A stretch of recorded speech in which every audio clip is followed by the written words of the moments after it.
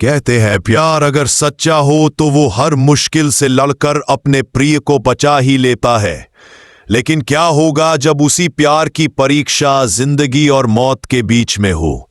जब एक तरफ हो दिल की धड़कन अनु और दूसरी तरफ हो उसका सबसे बड़ा दुश्मन जलंधर।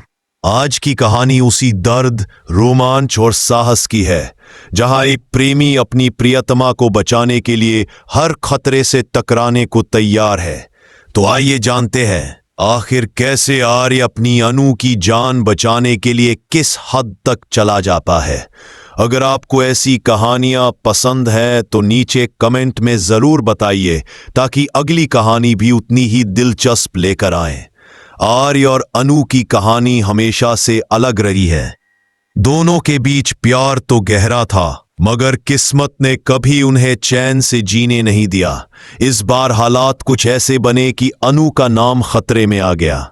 आर्य को जैसे ही पता चला कि अनु को किसी ने किडनैप कर लिया है, उसका दिल मानो सीने से बाहर निकलने लगा। दूसरी तरफ जलंधर अपनी पुरानी दुश्मनी निकालने में लगा हुआ था। वो सिर्फ उसके सामने बैठा है, वो कोई और नहीं बल्कि आर्य का सबसे बड़ा दुश्मन है। वो तो बस इतना जानती थी कि उसे अपने कॉलेज के बाद घर पहुंचना है, लेकिन किस्मत ने कुछ और ही तय कर रखा था। उधर आर्य बेचैन था। उसका हर कदम उसे अनु के पास ले जा रहा था। उसे यकीन था कि कुछ न कुछ गलत हो रहा है। फोन कॉल्स का जवाब न मिलना, अनु का अचानक गायब होना, सब कुछ उसे भीतर तक हिला गया था। तभी उसे एक खबर मिली कि जलंधर शहर में वापस आया है। आर्य का खून खौल उठा। उसे याद आया वो 20 साल पुराना किस्सा, जब जलंधर ने उसकी जिंदगी बर्बाद करने की कोशिश की थी। आर्य ने तब भी अपनी सच्चाई और हिम्मत से सबको हैरान कर दिया था, मगर अब मामला अलग था। अब बात सिर्फ उसकी नहीं, अनु की जान की थी। इधर जलंधर के आदमी अनु को एक पुराने गोदाम में ले आए। वहां अंधेरा था और हवा में डर की गंध थी। अनु बार बार पूछती रही, आप मुझे यहां क्यों लाए हैं? लेकिन कोई जवाब नहीं मिला। तभी दरवाजा खुला और सामने आया जलंधर, एक ठंडी मुस्कान के साथ। कितनी भोली हो तुम अनु, उसने कहा। तुम्हें तो यह भी नहीं पता कि उधर आर्य ने अपने दोस्त झेंडे से मदद मांगी। झेंडा आर्य का सबसे भरोसेमंद साथी था, जिसने उसकी हर मुश्किल में साथ दिया था। जब झेंडे को पता चला कि अनु को जलंधर ने उठाया है, तो उसने कहा, आर्य तू चिंता मत कर, चाहे जान चली जाए पर अनु को कुछ नहीं होने दूंगा। समय बहुत कम था। जलंधर ने सिर्फ 10 मिनट दिए थे झेंडे को। अगर अपने दोस्त को बचाना है तो बचा ले, उसने धमकी दी थी। लेकिन वो ये नहीं जानता था कि झेंडा और आर्य के हौसले किसी भी खतरनाक चाल से ज्यादा मजबूत हैं। गोदाम के बाहर एक शूटर तैयार बैठा था। उसके हाथ में बंदूक थी और सामने आर्य की तस्वीर। वो जलंधर के आदेश का इंतजार कर रहा था, कमांड मिले और ट्रिगर दबा दूं।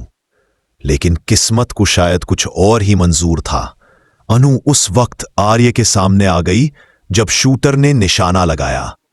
वो आर्य को देखती रही, कैसे उसकी आंखों से कह रही हो, मुझे कुछ हो जाए पर तुम्हें कुछ ना हो। शूटर झिझक गया। उसने रेडियो पर कहा, सर लड़की बीच में आ गई है, अब निशाना साफ नहीं लग रहा। जलंधर की आवाज आई, तो उसे भी शूट कर दो। वो पल खतरनाक था, 1 सेकंड का फर्क और जिंदगी। शूटर डर गया, बंदूक नीचे रख दी।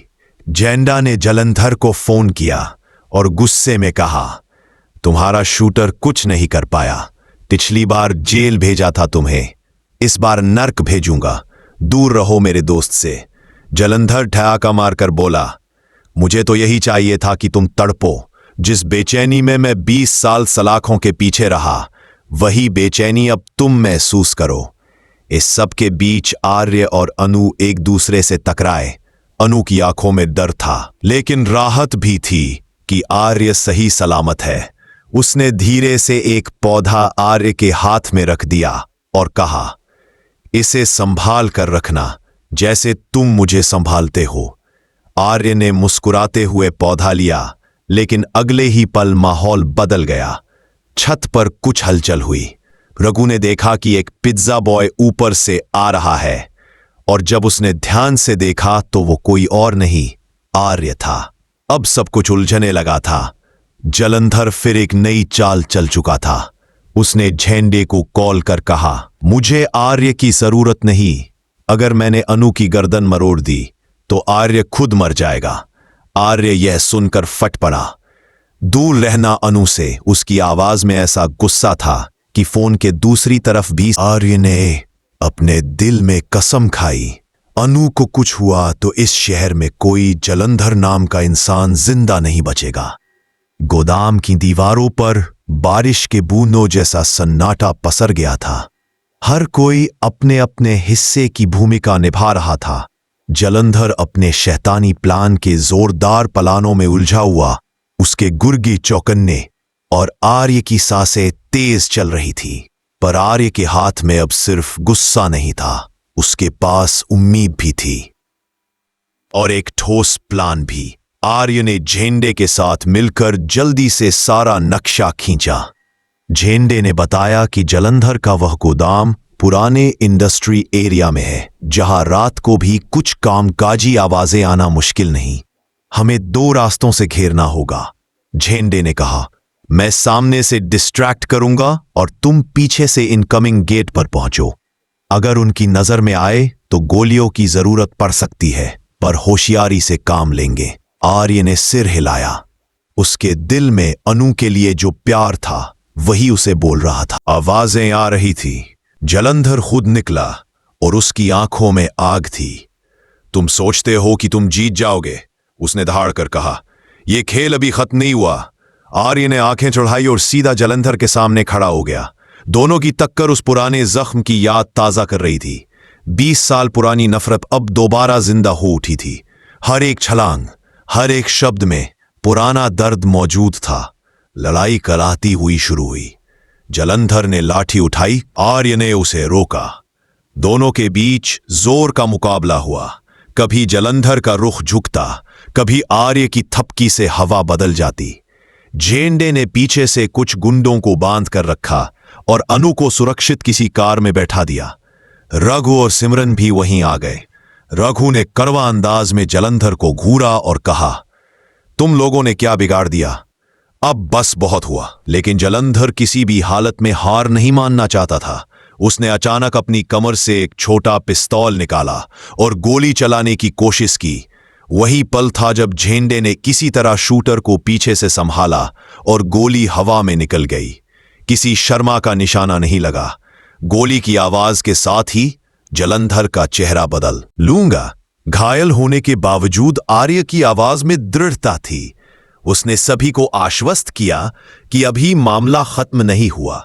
जलंधर कहीं भी हो, उसका पीछा नहीं छोड़ा जाएगा।